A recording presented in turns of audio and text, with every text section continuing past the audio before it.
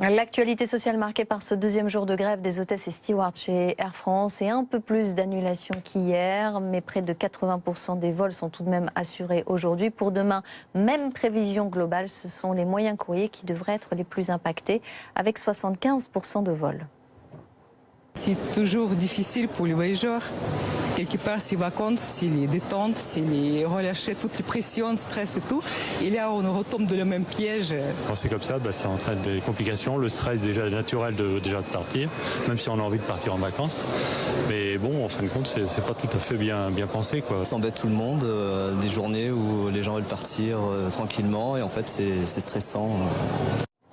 Alors, quelles mesures pourraient permettre la fin du mouvement? Voici la réponse de l'invité du 12-15, Xavier Pic. Il est délégué syndical UNSA PNC Air France.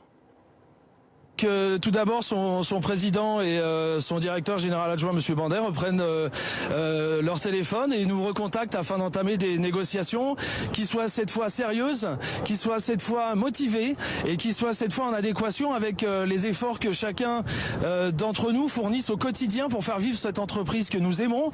Nous sommes désolés pour nos clients à l'heure actuelle. Du fait de la loi Diard, nous avons la possibilité d'anticiper, la direction a la possibilité d'anticiper les perturbations.